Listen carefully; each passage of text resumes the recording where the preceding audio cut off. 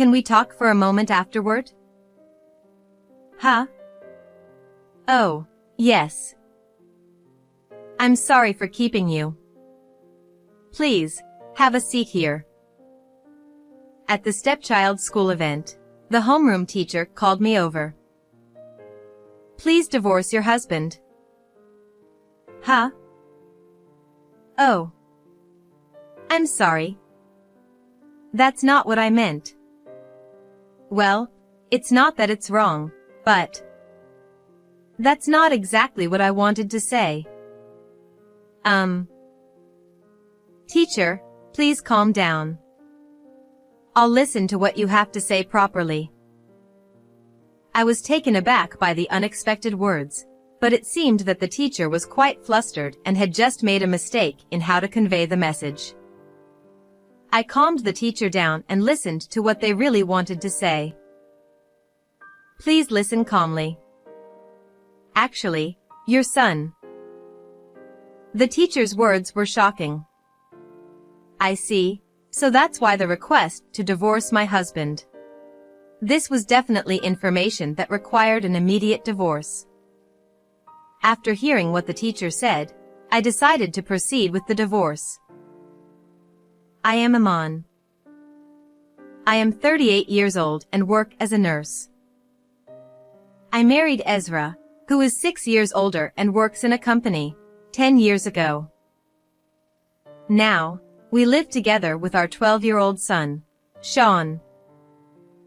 The fact that we are in our 10th year of marriage and our son is 12 years old is not because I gave birth before marriage. This is my first marriage, but my husband is a divorcee, and our son is his child from a previous marriage. It seems that the chance of a father gaining custody of a young child is about 10%. Nevertheless, my husband was able to gain custody of his son because the reasons for the divorce were his ex-wife's infidelity, mismanagement of money, and her lack of economic power as a stay-at-home mom. Indeed, I agree that it would be impossible to leave a child with such a mother. Since I have been living with him since he was 2 years old, he sees me as his real mother, and I, of course, treat him as my real son. I'm home. I'm off. Hold on. I always say homework comes first. And you need to put away your bag yourself. When I hear my son's voice from the entrance, I shout from the kitchen towards the entrance. I stop preparing dinner and head to the entrance, but my son is already gone. Instead, a backpack left behind like a stand-in lies there. My son prefers playing outside to playing games, so he throws his backpack at the entrance when he comes home from school and immediately goes out to play. I always scold him for not doing his homework and not putting away his backpack. However, even though I am angry with my words, the role of being a mother feels real, so I am a bit pleased inside. Even while feeling exasperated, I pick up the backpack with a smile and take it to the children's room. Well, I'll leave the morning duties to you. Leave it to me. Have a good day. One evening, after finishing preparing dinner, I started getting ready for work. As a nurse, I have night shifts and work on weekends. I cannot return home before the next day's work and my son's school time during night shifts. Also, since I have day shifts on weekends, I am often not home on Saturdays and Sundays. However, when I am not around, my husband takes care of things at home. Life is smooth because my husband is cooperative with housework and childcare, and we have been living happily without particular troubles. But, on the 10th year of our marriage, that happy life began to come to an end. When the three of us eat dinner together, my son always tells us about the day's events. Hey, listen.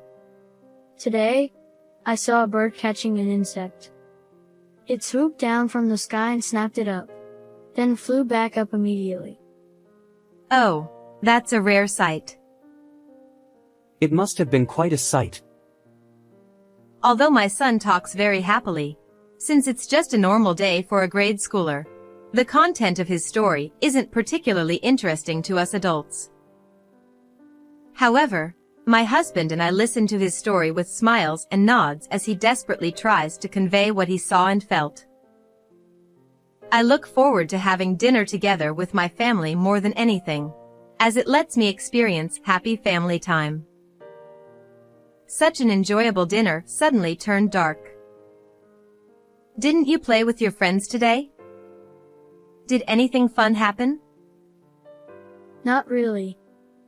Oh, it's unusual since it's Sunday and you usually have more time to play. So, where did you play today? The usual park. During dinner, my son, who usually chatters away, suddenly became aloof and spoke only the bare minimum. The dinner time without my son's voice felt lonely, and the clattering of dishes echoed emptily. Moreover, my son became aloof not only during dinner but throughout the house. Thank you for the meal. Sean, how about playing a game with Dad afterwards? No. Until now, my son would watch TV, play games, or lounge on the sofa after dinner. But now, he immediately retreats to his room as soon as he finishes eating. My husband and I were worried about the clearly changed behavior of our son. I wonder if something happened at school with Sean? I don't know. He doesn't seem to dislike going to school, and he always goes out to play immediately after coming home from school. Then it doesn't seem to be about school or friends. Maybe it's something to do with studying. I can't say for sure at this point. No matter how much my husband and I discussed, we couldn't find an answer. But asking our son didn't resolve the issue either. You've been quiet at home lately. Did something happen? Not really. I see, then that's fine. My son didn't tell me anything. By the time he is in the 6th grade, it is natural for him to have things he doesn't want to share with his parents. However, he had always talked about everything with excitement before.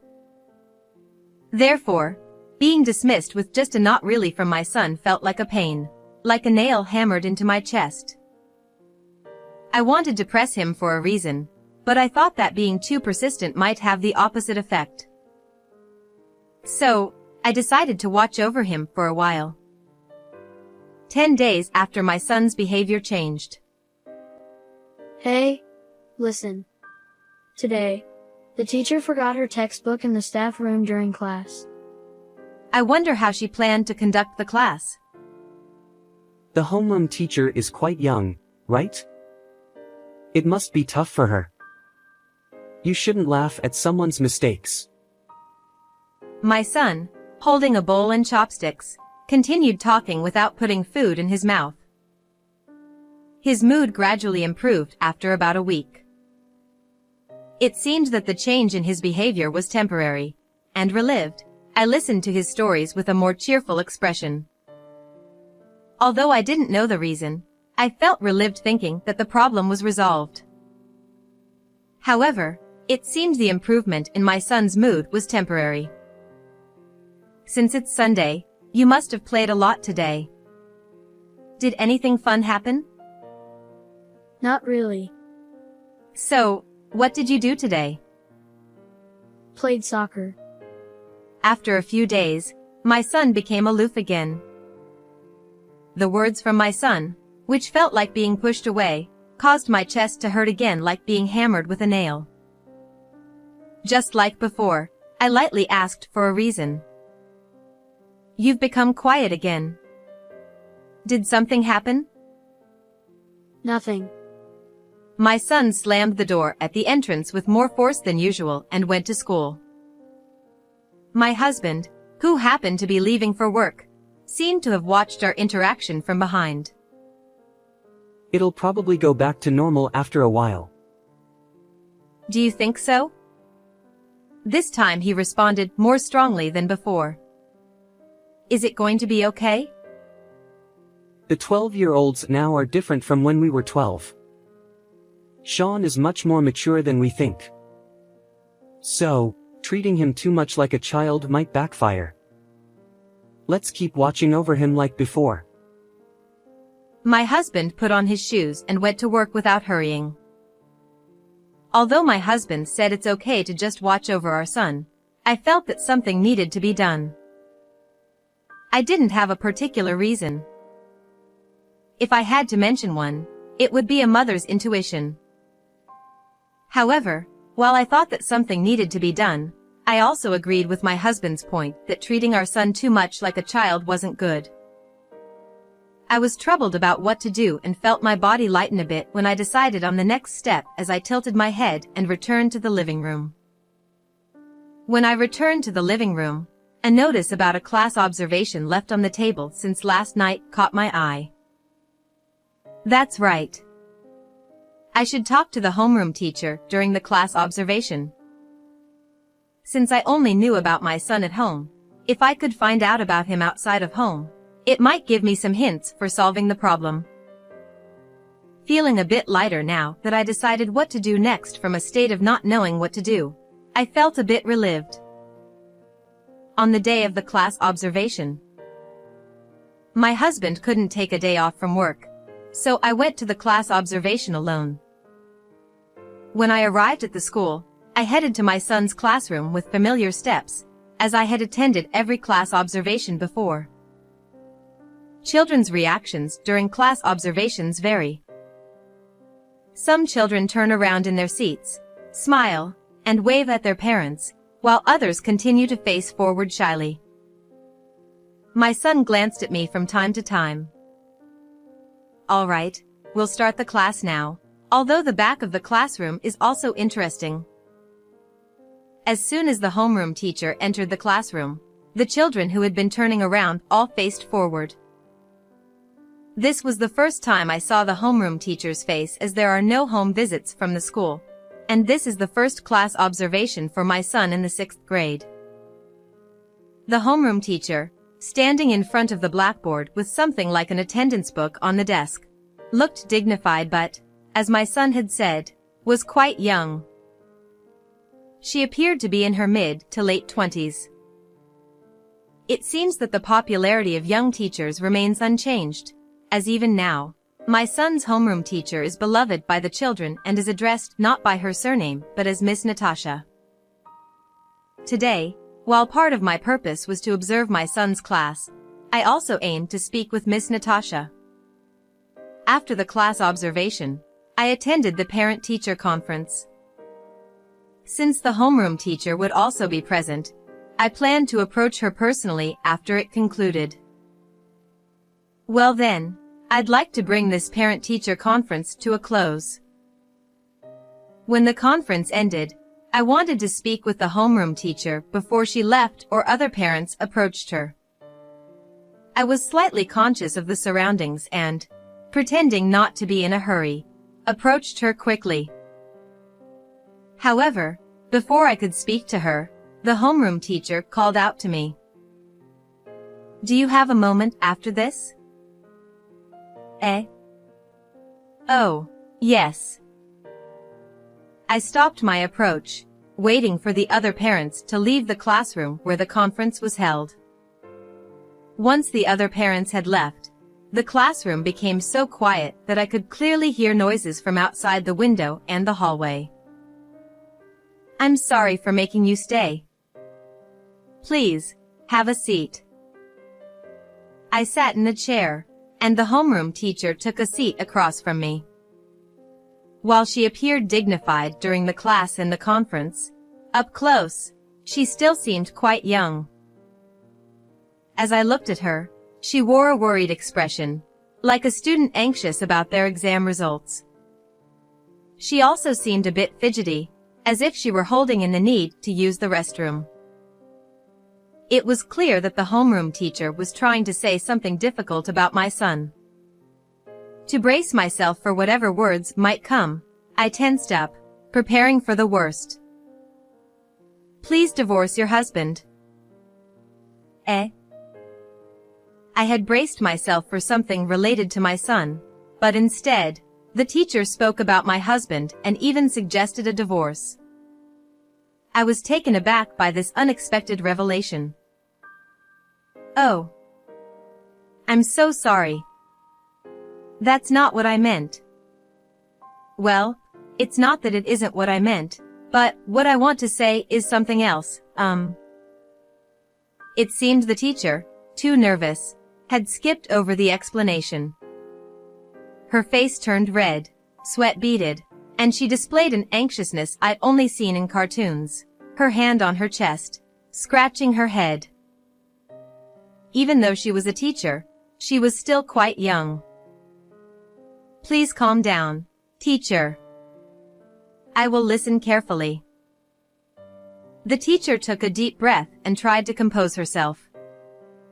It seemed that what she had to say was very difficult for her. Please listen calmly. Actually, your son, Sean. The teacher needed to calm down. Her words were so shocking that I had no space in my mind to even think of responding. I began to understand why the suggestion of divorce was linked to this. Indeed, it must have taken considerable courage for her to speak up as a teacher. Her anxiety and agitation were understandable. I thanked the teacher for her courage and resolved to divorce my husband. Before confronting my husband with the divorce, I needed evidence. Since the teacher had heard from my son, I planned to gather more detailed information from him, which might provide the clues I needed. However, given the sensitive nature of the information, it would be too emotionally taxing for my son to discuss deeply. It had already been proven that this would be too much of a burden. It can't be helped. It's honestly unpleasant, but I'll have to catch him red-handed. I decided to suppress my anger until it was time to execute my plan and continued with my daily routine as usual. What did you learn at school today? Nothing much. It can't be nothing much. Stop dragging this out and eat quickly. The dishes won't clean themselves. Sean, you went out to play again without doing your homework, didn't you? Eat quickly and do your homework. Okay. After finishing his meal quietly like a monk, Sean went straight to his room. For the past few days, I had been assisting him to stay in his room as much as possible. Although we hadn't discussed anything, it seemed Sean sensed my assistance. Consequently, only my husband remained oblivious. As you said, Sean's mood hasn't improved much. It used to be about a week, but now it's been nearly 2 weeks. Yes. But it wasn't your idea? Sean is more mature than we think, so let's not treat him like a child. I agree, and let's observe a little longer. Is that really okay? My husband looked troubled, questioning whether our approach to Sean was truly correct. However, I wanted him to continue observing Sean as he was. In fact, I preferred him not to change his approach. As I washed the dishes, I silently wished for nothing to change, sending my unnoticeable intentions towards my husband. Whether my intentions reached him or not, the days passed without any change in my husband's behavior. Well then, I'm heading to work. Isn't today a day off after the night shift? There was someone at work who wanted to see the children's club match, so I swapped shifts. Since it's a daytime shift, I should be back around 7 p.m. as usual. Oh, and since it's Sunday, please take care of Sean's lunch. He'll probably eat and then go play, so feed him early. Got it. Eager to leave the house, I quickly put on my shoes and left. Although I told my husband I was going to work, it was a lie. I stopped after turning the first corner, hid, and kept watch on the house. I had packed bread and water in my bag to endure a long wait. Observing the house, I felt like a detective on a stakeout. About 4 hours into the stakeout, Sean came out of the house and ran energetically in the opposite direction from where I was. Now the real stakeout began. Although I didn't need to watch until Sean left, I had to keep an eye out for any irregularities like Sean leaving early or my husband going out. So I stayed vigilant. Having spent 4 hours already, I thought it might be tough, but my obsession made the wait bearable. 1 hour after Sean left, the situation finally began to shift. A young, attractive woman appeared from the direction Sean had gone. She looked younger than me, perhaps just over 30. When she arrived in front of our house, she entered without ringing the doorbell. How lucky to hit the jackpot on the first day. I had been waiting for this woman to come to our house. I had an idea of when she would arrive, but it wasn't guaranteed. Thus, I had prepared to stake out for as many days as needed until she arrived. Fortunately, it seemed I had drawn the lucky card on the first day. Confirming the woman had entered, I approached the house quickly, even though I didn't need to crouch down. The bedroom window visible from the right upper corner of the front door was the couple's bedroom. Once I heard a sound from inside, it would be my signal to enter.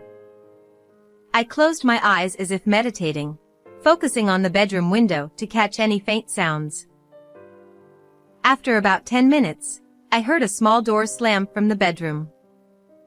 It was strange how I felt I could hear voices clearly despite the distance, now that I was certain someone was inside. Already? If you don't hurry, the child might come back.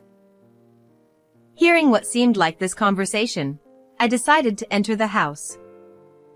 I quietly opened the front door, trying to make as little noise as possible, and slowly set down my bag, quietly removing my shoes. Once inside, I headed straight for the second floor. The stairs creaked slightly underfoot. Though not loud enough for my husband to hear, the small sounds were disturbing to me. Once on the second floor, I knew that even slight sounds might be noticed, so I carefully advanced on tiptoe to the bedroom door. Upon reaching the door, I listened again.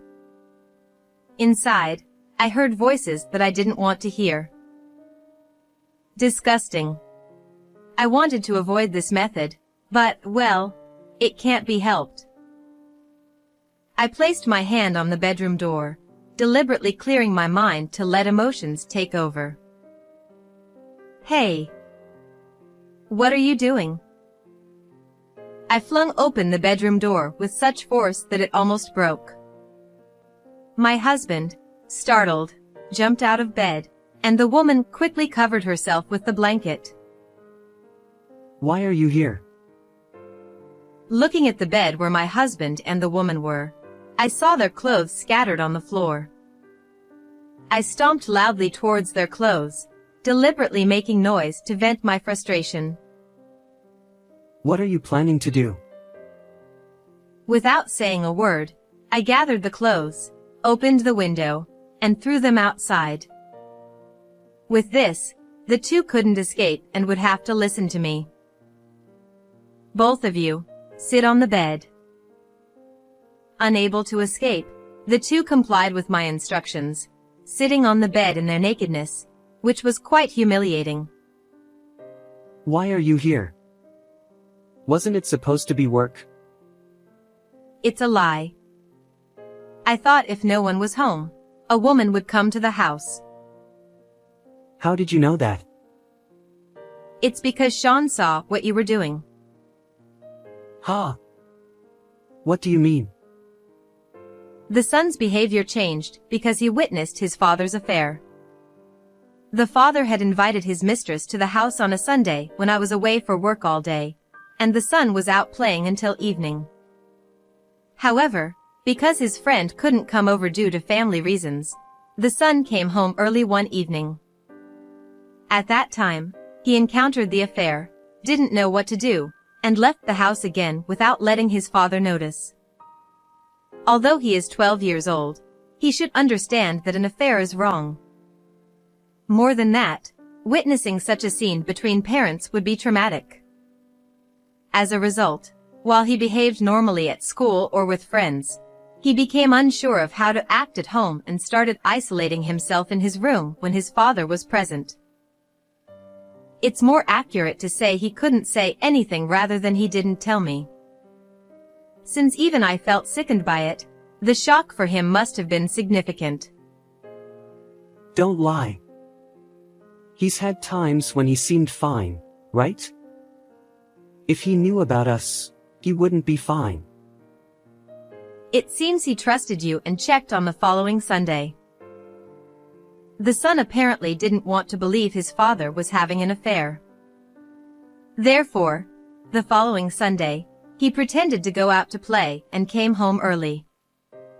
Since the affair didn't occur that day, he decided it was just a misunderstanding or a one-time thing and tried to forget about it.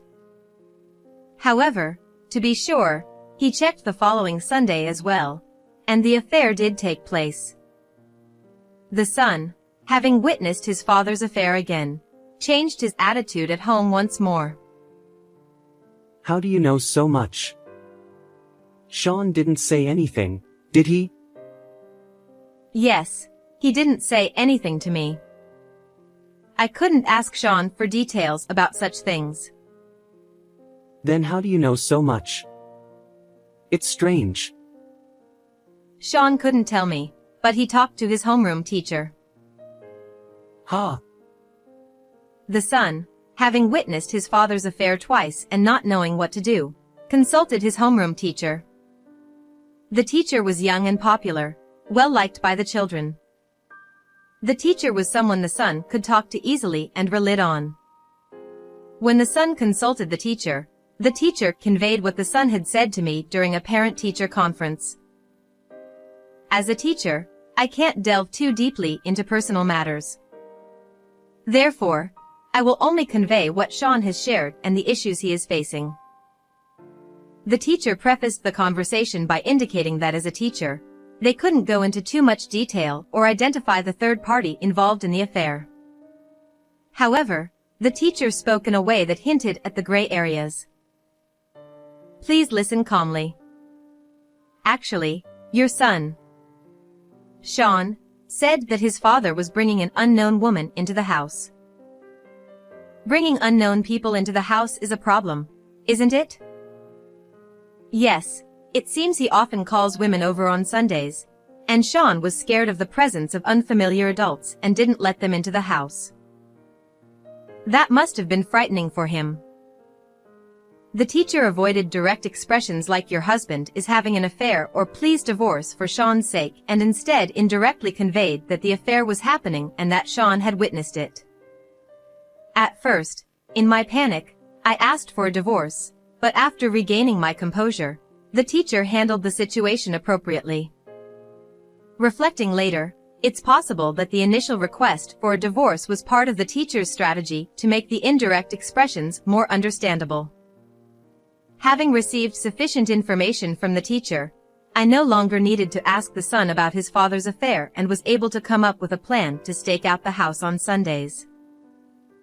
Since the affair was witnessed, we don't need any more evidence, right?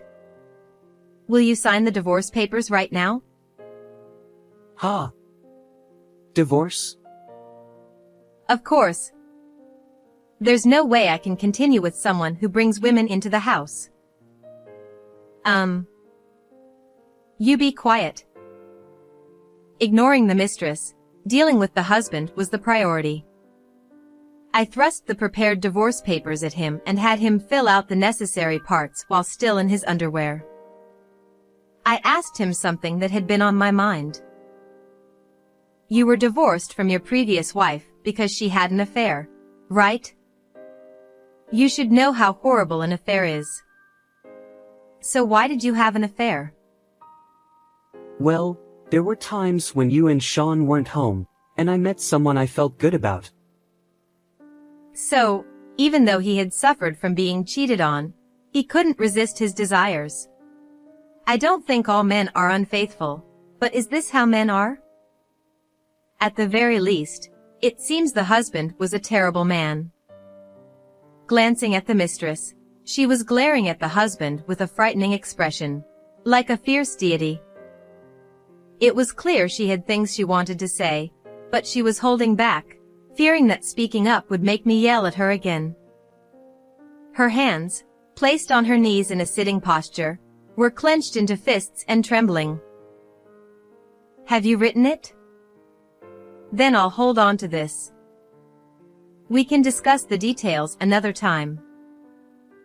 Details? You can't just submit this piece of paper and say, okay, divorce.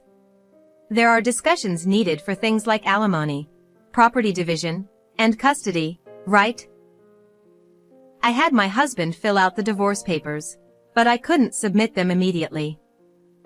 Even so, having him fill out the papers was to keep evidence that he also intended to divorce, just in case. That's right. Discussions are necessary. Ha! Custody? What's that about? There's no way I can leave Sean with you. Sean is my child too, you know. He's also my child right now. I plan to leave things to the lawyer from here on, so please be prepared for that.